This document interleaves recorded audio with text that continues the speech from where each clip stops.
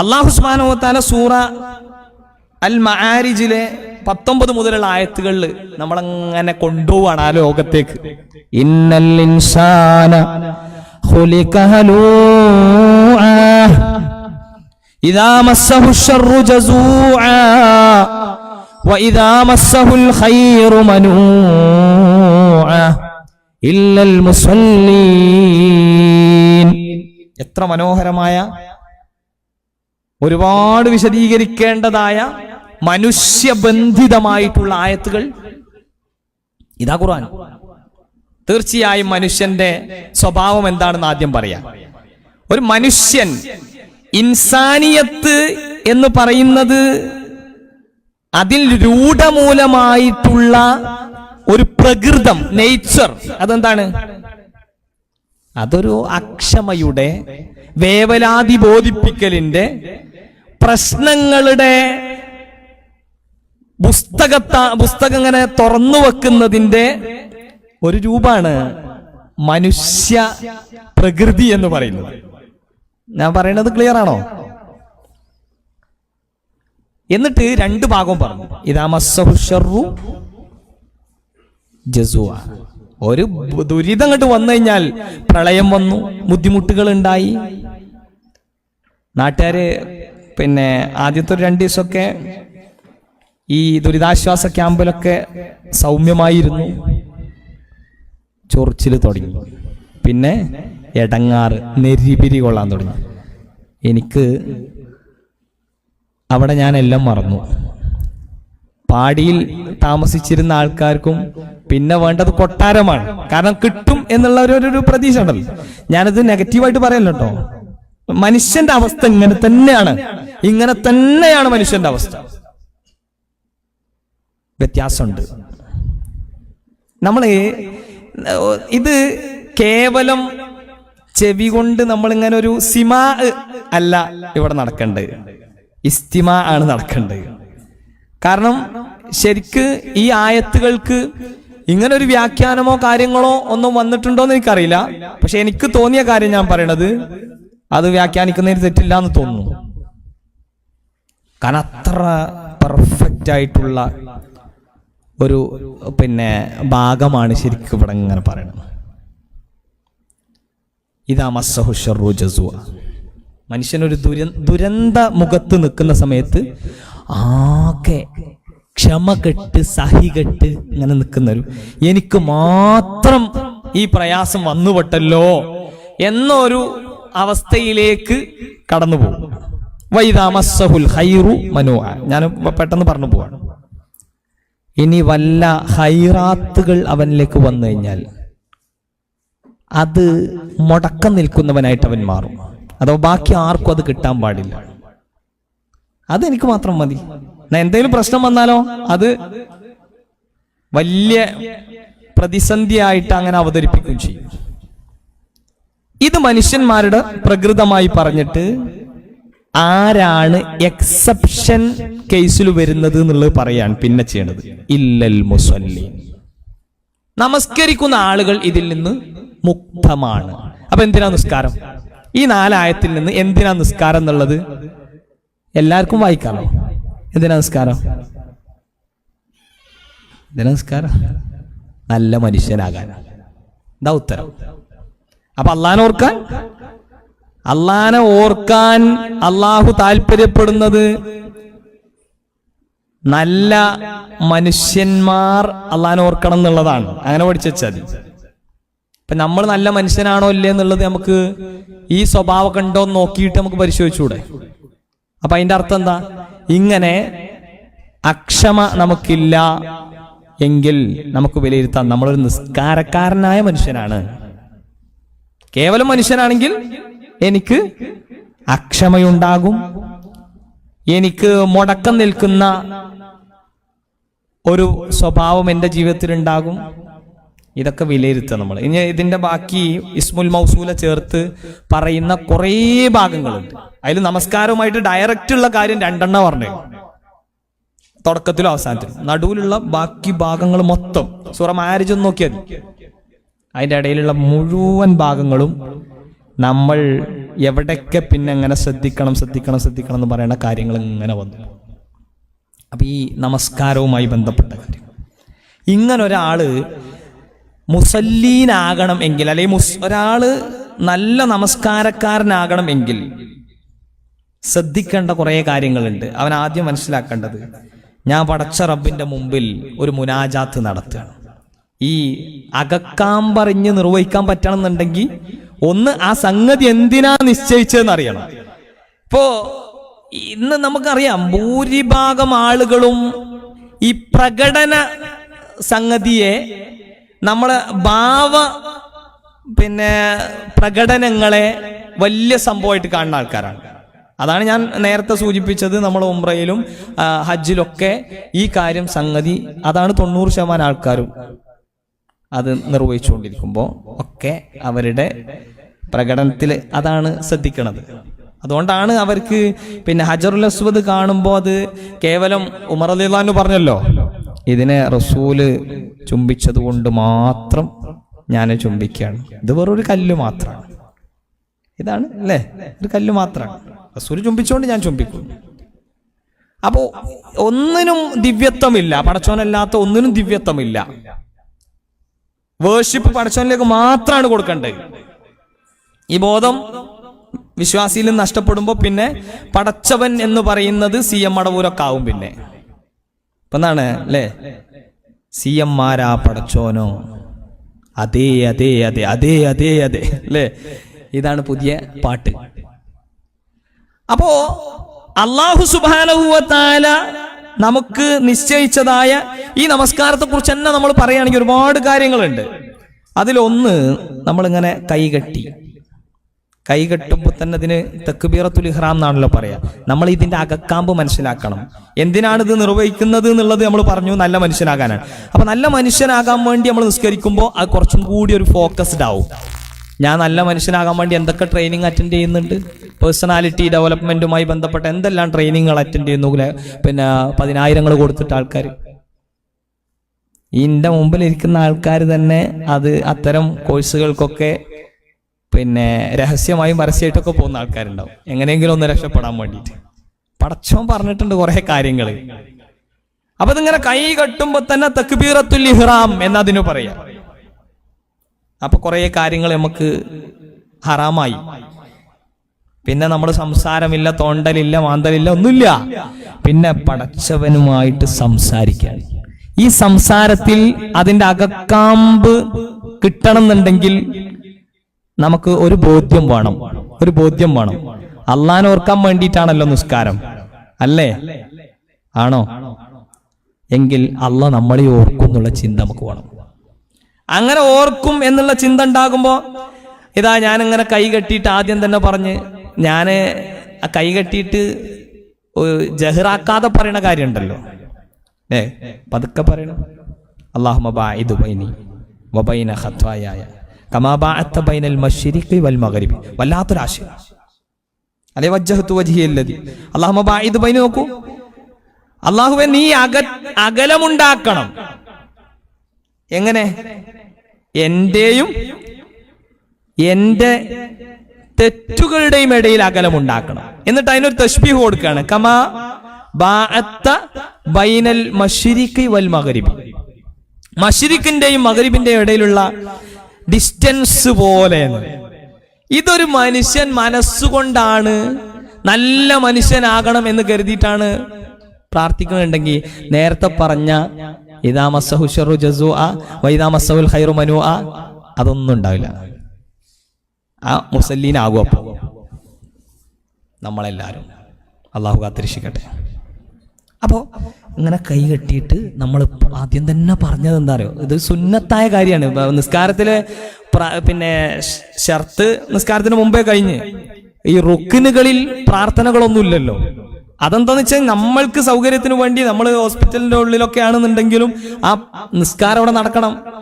അതിന്റെ ഉള്ളിലും അയാളുടെ ആത്മാവ് അറിഞ്ഞുകൊണ്ട് അയാൾക്ക് നിസ്കരിക്കാൻ പറ്റണം. അപ്പോൾ ഇത് സ്വീകാര്യമാകാൻ കുറേ ഏർപ്പാടുകൾ ഉണ്ടായാൽ ഒരുപക്ഷെ ചില ആൾക്കാർക്ക് ബുദ്ധിമുട്ടാവും. എന്നാൽ അയാൾക്ക് ബുദ്ധിമുട്ടൊന്നും ഇല്ലാത്ത സമയത്ത് ഇതിന്റെ സുന്നത്തും ഒക്കെ നിർവഹിക്കാൻ പറ്റും. അയാൾ എന്താണ് ഞാൻ ഈ ചെയ്യണെന്ന് അറിഞ്ഞു കഴിഞ്ഞാൽ എന്താണ് ഈ ചെയ്യണമെന്ന് അറിഞ്ഞു കഴിഞ്ഞാൽ അപ്പൊ നമുക്കൊക്കെ അത് ബോധം ഉണ്ടാവണം പ്രിയപ്പെട്ട. നമ്മൾ ചെയ്യണ ഒരു കാര്യവും, ഞാനൊരു വസ്ത്രം ധരിക്കുമ്പോൾ ആ വസ്ത്രം എന്തിനാ ധരിക്കണം എന്നുള്ളത്, ഞാൻ നമസ്കരിക്കുമ്പോൾ എന്തിനാ നമസ്കരിക്കണം എന്നുള്ളത്, എന്താ കൊണ്ടുള്ള മെച്ചം, അങ്ങനെ ഓരോന്നും ഞാൻ പറഞ്ഞു പോണില്ല കേട്ടോ, ഓരോന്നും പറഞ്ഞു പോണില്ല, നമ്മുടെ സമയം വളരെ പരിമിതമാണ്. അപ്പൊ ഈ നമസ്കാരത്തിൽ നമ്മൾ കൈകെട്ടിയിട്ട് പറഞ്ഞ ഒരാൾക്ക് ഇത് ആത്മാർത്ഥമായി നെഞ്ഞത്ത് കൈകെട്ടിയിട്ട് പടച്ചോൻ കേൾക്കുന്നുണ്ട് എന്നുള്ള ധാരണയോട് കൂടിയാണ് പറഞ്ഞെന്നുണ്ടെങ്കിൽ സ്വാഭാവികമായിട്ടും മനഃപൂർവം പിന്നെ തെറ്റുകൾ അയാളുടെ ജീവിതത്തിൽ വരൂല. കാരണം തെറ്റും ഞാനും തമ്മിലുള്ള അകലം എത്ര, അതറിഞ്ഞു നിർവഹിക്കണല്ലോ. ചൊല്ലിപ്പടിച്ചാ പോരാ, അത് നിർവഹണാകണം. അകക്കാൻ പറഞ്ഞിട്ടുള്ള നിർവഹണം.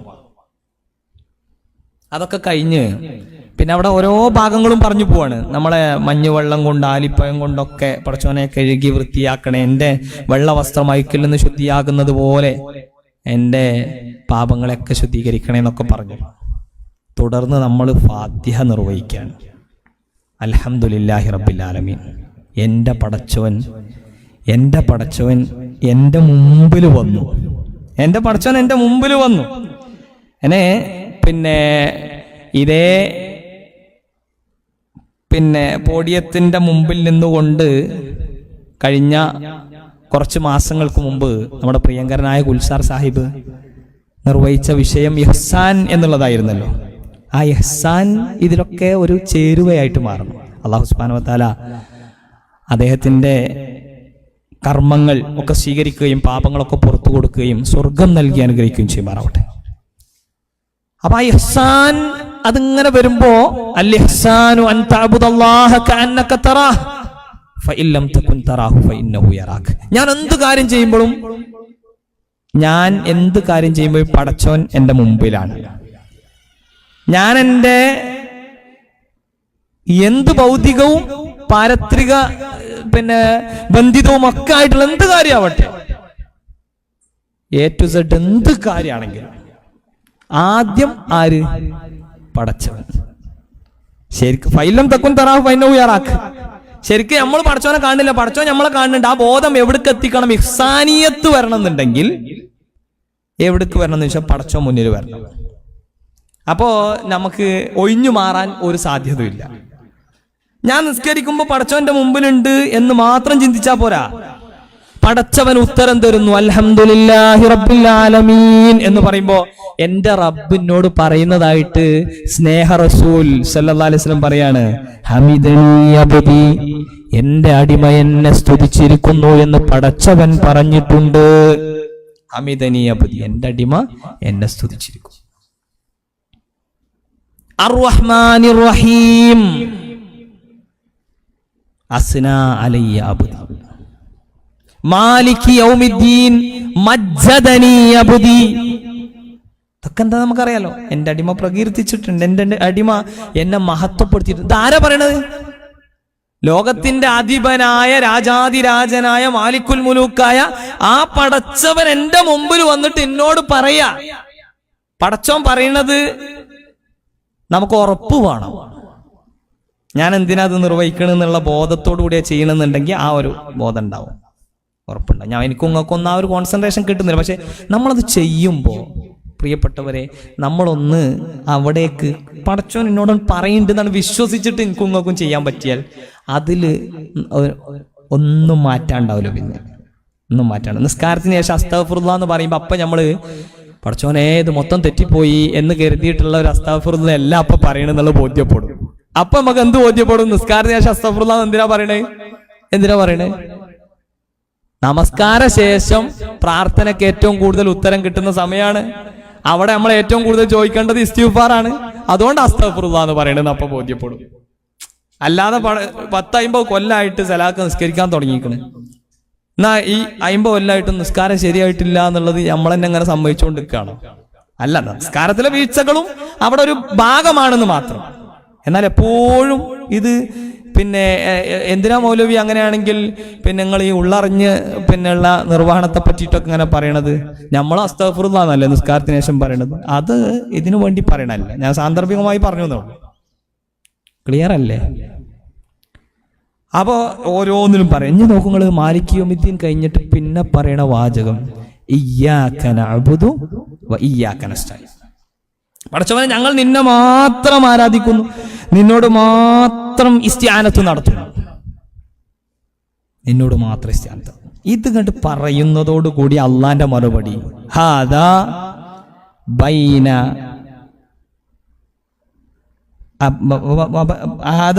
ബൈനി വ ബൈന അബ്ദി, ഇത് എനിക്കും എൻ്റെ അടിമക്കും ഇടയിലുള്ളതാണ്. വലിയ അബ്ദി മസാല, ഇനി എന്തുണ്ടെങ്കിലും എൻ്റെ അടിമ എന്നോട് ചോദിക്കട്ടെ, എൻ്റെ അടിമ എന്നോട് ചോദിക്കട്ടെ. അപ്പോ ഈ നമസ്കാരം നിർവഹിച്ച ഒരാളെ സംബന്ധിച്ചിടത്തോളം ഇയ്യാക നഅ്ബുദു ഇയ്യാക നസ്തഈൻ എന്ന് ആ മനുഷ്യൻ, ആ വിശ്വാസി പറഞ്ഞപ്പോ ഈ ഉത്തരം കിട്ടിയ ഒരാള് ലോകത്ത് പിന്നെ അല്ലല്ലാത്ത ആരെങ്കിലും സഹായത്തിനു വേണ്ടി സഹായാർത്ഥന നടത്താൻ വേണ്ടിയിട്ട് സ്വീകരിക്കും. അവിടെയാണ് നമ്മൾ ബദറിലൊക്കെ ഇങ്ങനെ പോകുന്ന സമയത്ത് അവിടുന്ന് പല വിശദീകരണങ്ങളും കേൾക്കാൻ പറ്റും. ഈ ബദറിൽ നിന്നാണ് പടച്ചവൻ മലക്കുകളെ ഉപയോഗപ്പെടുത്തി വിശ്വാസികളെ സഹായിച്ചത് എന്ന് പറയേണ്ടതിനു പകരം ഈ ബദറിൽ വെച്ചാണ് മലക്കുകൾ സഹായിച്ചത് എന്ന് പറഞ്ഞു കൊടുക്കും. അപ്പൊ പിന്നെ അള്ളാഹുവിന് പുറമെ മലക്കുകളോട് ഇസ്തിആനത്ത് നടത്താം, ഇസ്തിആസ നടത്താം എന്നൊക്കെയുള്ളതിന് പിന്നെ തെളിവായി. യഥാർത്ഥത്തിൽ അള്ളാഹു മാത്രമാണ് സഹായ തേട്ടത്തിന് അർഹനായിട്ടുള്ളവൻ. സഹായം തേടുന്നത് പഠിച്ചവനോട് മാത്രം. ഫൈദാ സഅൽത ഫസ്അലില്ല ഫൈദാ സ്തഅൻത, നീ പടച്ചവനോട് ചോദിക്കുകയാണെങ്കിൽ പടച്ചവനോട് ചോദിക്കണം, നിന്റെ അടുത്തുള്ള ആ പടച്ചവനോട് ചോദിക്കണം. സഹായം തേടുകയാണെങ്കിലും അവനോട് മാത്രം സഹായം തേടണം. പ്രിയപ്പെട്ടവരെ, ഇത് ഒരു വിഷയത്തിലാണ്. ഇനി നോക്കുങ്ങള്, ഇതൊക്കെ ഉള്ളറിഞ്ഞിങ്ങനെ നിർവഹിച്ചപ്പോൾ അകക്കാമ്പ് മനസ്സിലാക്കിയപ്പോൾ സ്വഹാബത്ത് നിസ്കാരത്തിൽ കരച്ചിലായിരുന്നു. ഞാനത് നമസ്കാരത്തിന്റെ ഒരു ഭാഗം മാത്രം ഇങ്ങനെ പറഞ്ഞിട്ട് ബാക്കിയിലേക്ക് പോകാം. എല്ലാം നമുക്ക് നമ്മൾ നാട്ടുകാർക്കിടയിലൂടെ ജീവിക്കുമ്പോൾ നമ്മളെ ജീവിത രംഗം, ജീവിത മേഖലകൾ എല്ലാം റൂട്ട് ശരിയായിട്ട് ഇങ്ങനെ പോകണം എന്നാ പടച്ചവൻ ആഗ്രഹിക്കുന്നത്. കൂട്ടത്തിൽ നമ്മളിവിടെ ഇങ്ങനെ മാന്യമായി ജീവിച്ചിട്ട് നമുക്ക് എന്ത് ചെയ്യണം? പരലോകത്ത് മെച്ചപ്പെടുന്ന ആളുകളുടെ കൂട്ടത്തിൽ പെടണം.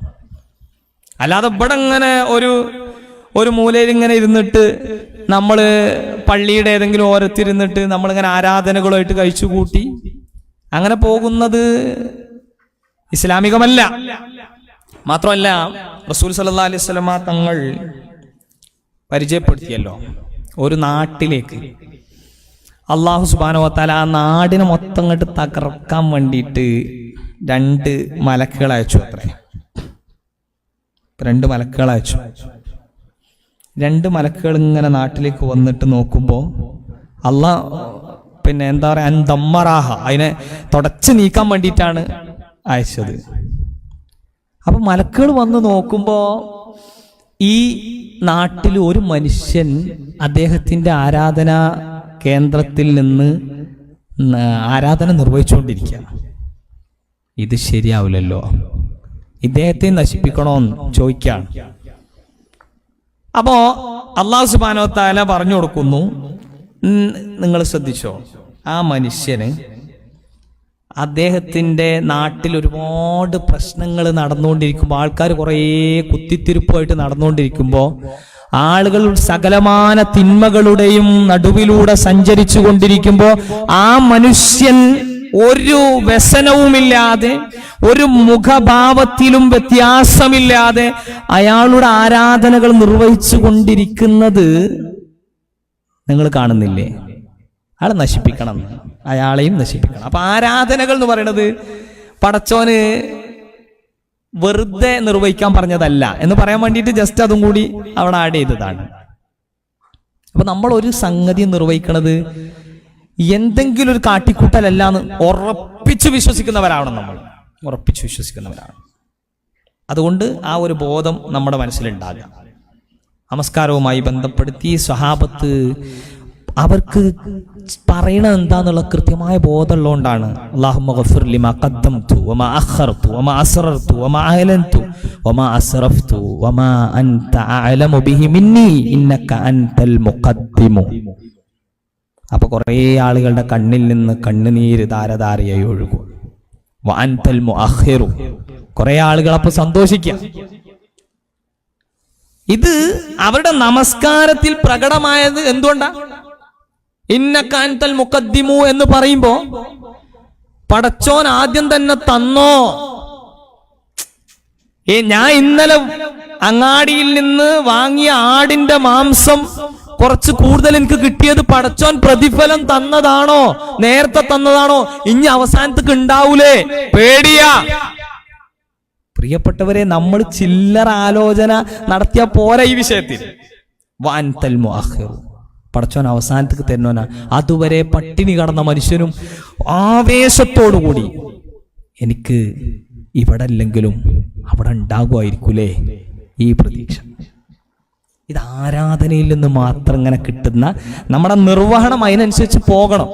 ഇവിടെ ഞാനും നിങ്ങളുടെ അവസ്ഥയൊക്കെ എന്താന്ന് ചോദിച്ചു കഴിഞ്ഞാൽ, നമ്മുടെയൊക്കെ ഒരു ചിന്താഗതി എന്ന് പറഞ്ഞാൽ എത്ര കിട്ടിയാലും അപ്പുറത്തെ ബാക്കി നമ്മുടെ കൂടെ വർക്ക് ചെയ്യുന്ന ഇങ്ങനെയൊക്കെയുള്ള കമ്പാരിസനാണ് നമ്മൾക്ക് വരുന്നത്. അവർക്ക് അത്രയും ഉണ്ടല്ലോ, അങ്ങനെ ഒരു ലക്സോറിയസ് ലൈഫ് എനിക്ക് ആസ്വദിക്കാൻ പറ്റുന്നില്ലല്ലോ. ഇതിൻ്റെ ഒന്നും ആവശ്യമില്ല പ്രിയപ്പെട്ടു. നമ്മൾ ആലോചിക്കേണ്ടത്, നമ്മൾ ഈ പറഞ്ഞ വാക്കുകളൊക്കെ അതിൻ്റെ ഉള്ളിലേക്ക് അങ്ങോട്ട് ഇറങ്ങിച്ചെല്ലുമ്പോൾ നമുക്ക് കിട്ടുന്നൊരാശയം, അതിനനുസരിച്ച് നമുക്ക് ഇടപെടാൻ സാധിക്കണം. ഞാൻ കുറെ കൂടുതൽ ദീർഘിപ്പിച്ച് സംസാരിക്കല്ല. അപ്പോൾ നമസ്കാരം എന്നൊരു ഭാഗത്തിൽ നമ്മൾ മിനിമം കുറച്ച് കാര്യങ്ങളൊക്കെ നമ്മൾ ഇങ്ങനെ ഒന്ന് പഠിച്ചു നോക്കുക, ആലോചിച്ചു നോക്കുക. ഇതിപ്പോൾ പറയുന്ന എനിക്കും കേൾക്കുന്ന നിങ്ങൾക്കൊക്കെ പറയാനും കേൾക്കാനും വളരെ എളുപ്പമുള്ള കാര്യമാണ്. പക്ഷേ നമ്മുടെ നമസ്കാരത്തിൽ നമ്മൾ ദുആഉൽ ഇസ്തിഫ്താഹ് മുതൽ സലാം വീട്ടുന്നത് വരെയുള്ള ഭാഗങ്ങൾ പരിശോധിച്ച് കഴിഞ്ഞാൽ നമുക്ക് ആ നമസ്കാരം നിർവഹിച്ചിട്ട് നല്ല മനുഷ്യനാകാൻ പറ്റിയോ ആലോചിക്കണം. എന്നിട്ടാണ് ഞാൻ നിസ്കരിച്ചോ ഇല്ലേ എന്നുള്ളത് മാർക്കിടേണ്ടത്.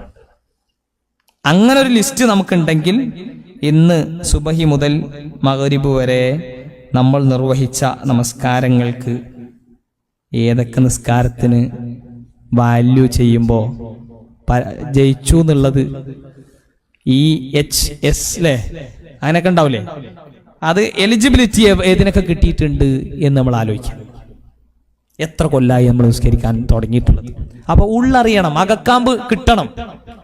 ഇനി നോക്കൂ നിങ്ങൾ, നമ്മൾ നിർവഹിക്കുന്ന ബന്ധങ്ങളുണ്ടല്ലോ, ഈ ബന്ധങ്ങളെ കുറിച്ച് പറഞ്ഞപ്പോഴും ഖുർആൻ ഒരു കാര്യം പ്രത്യേകം സൂചിപ്പിച്ചു.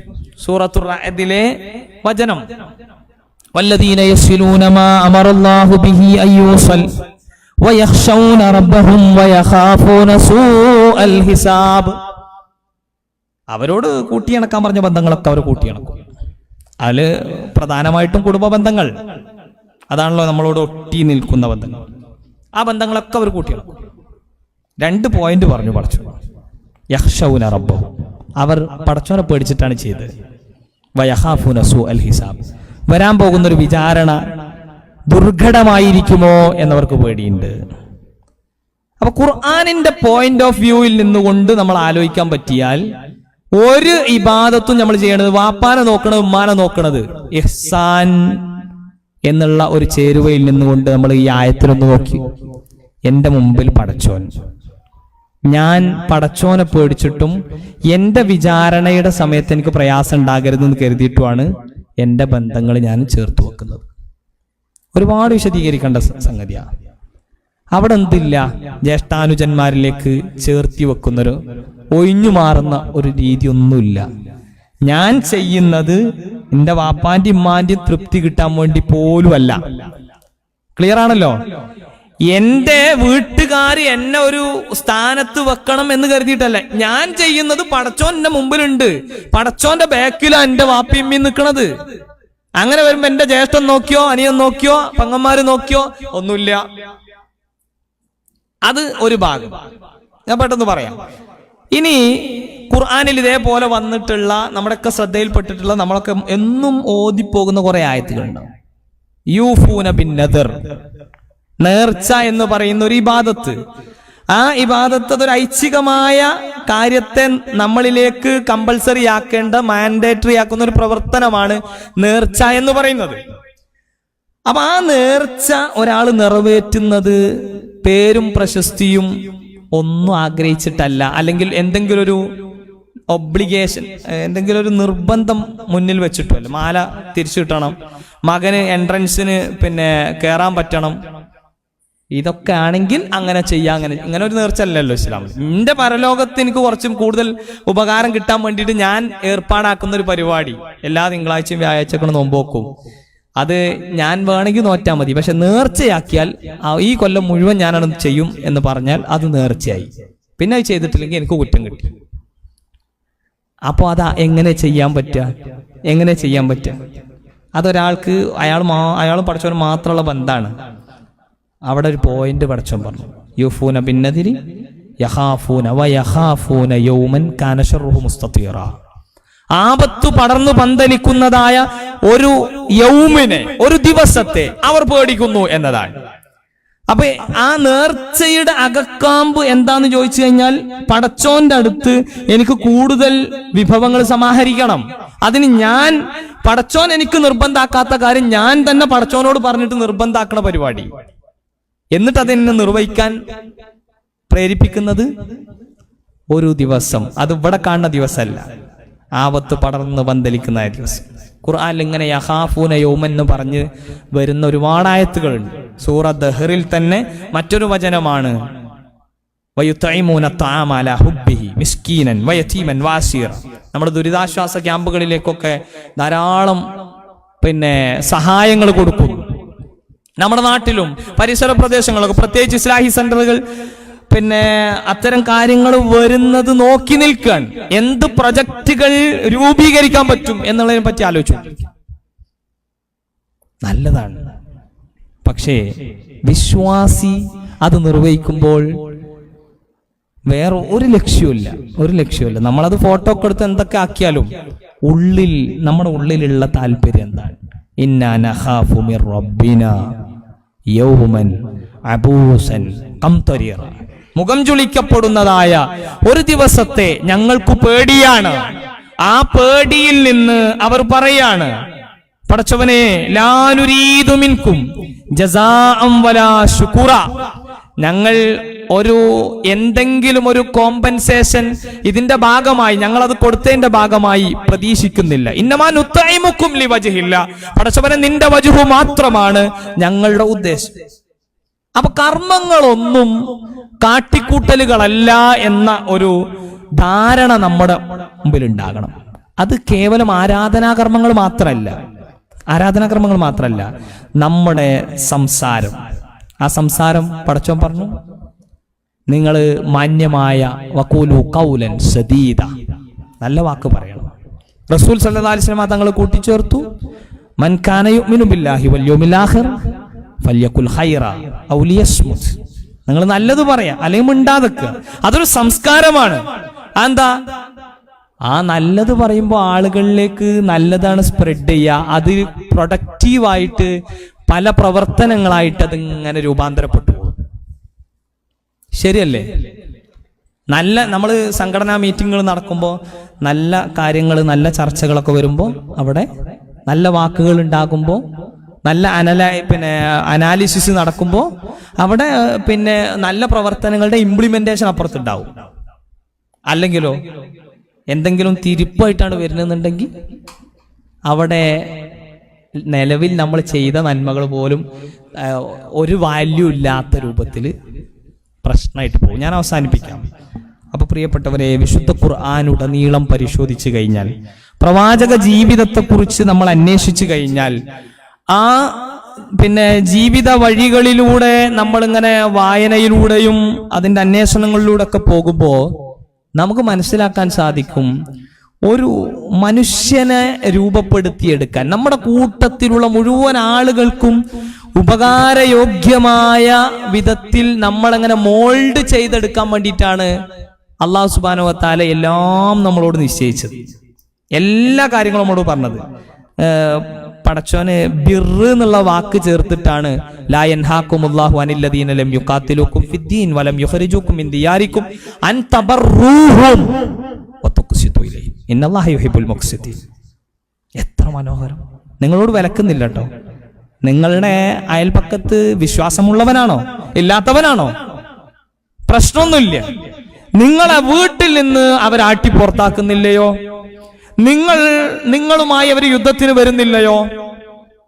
അവർക്ക് നിങ്ങൾ ചെയ്തു കൊടുക്കേണ്ടത് ബിർറ്. ഇന്നൽ ബിർറ യഹ്ദി ഇലൽ ജന്ന, സ്വർഗത്തിലേക്ക് പോകും എന്ന് പറഞ്ഞ കാര്യമാണ് ഏത്?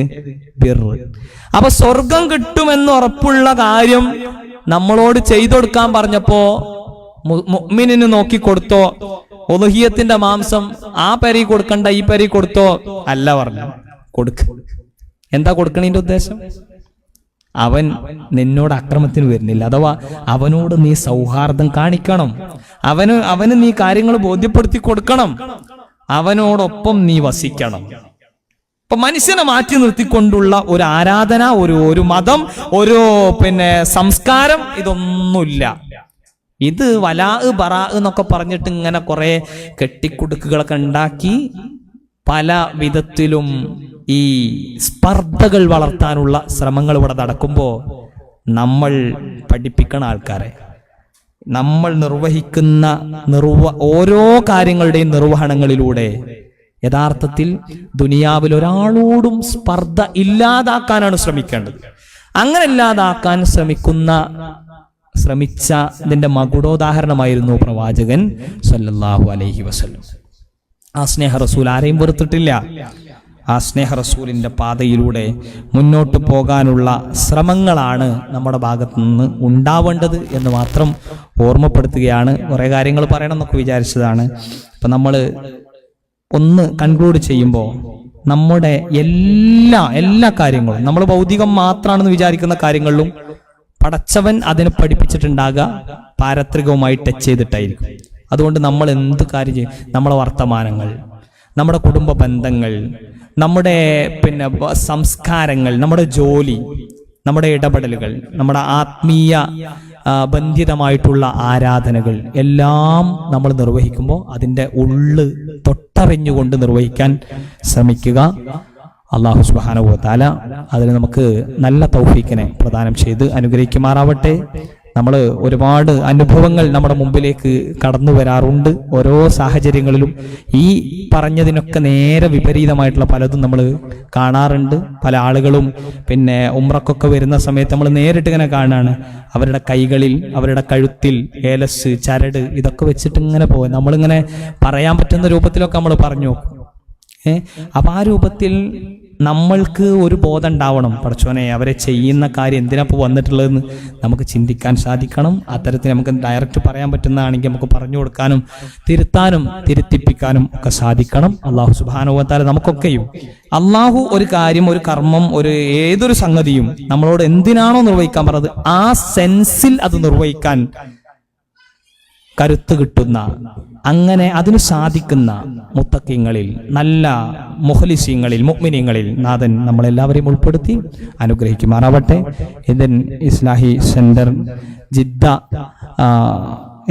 ഈ കൂട്ടായ്മക്ക് എല്ലാവിധത്തിലുള്ള ഭാവുകങ്ങളും നേർന്നുകൊണ്ട് അവസാനിപ്പിക്കുന്ന അല്ലാഹു നമ്മുടെ ഈ ഒരു കൂടിയിരുത്തവും ചർച്ചകളുമൊക്കെ നമ്മുടെ ജീവിതത്തിൽ പോസിറ്റീവായ മാറ്റങ്ങൾ ഉണ്ടാക്കി തീർക്കാൻ ഉള്ള ഒരു കരുത്താക്കി, ഊർജമാക്കി മാറ്റി തീർക്കട്ടെ എന്ന് ആശംസിക്കുന്നു, പ്രാർത്ഥിക്കുന്നു. റബ്ബനാ ആതിനാ ഫിദ്ദുനിയ ഹസന വഫിൽ ആഖിറതി ഹസനതൻ വഖിനാ അദാബന്നാർ. റബ്ബനാ തഖബ്ബൽ മിന്നാ ഇന്നക അൻത സമീഉൽ അലീം വതുബ് അലൈനാ ഇന്നക അൻത തവ്വാബുർ റഹീം. അസ്സലാമു അലൈക്കും വറഹ്മത്തുള്ളാഹി.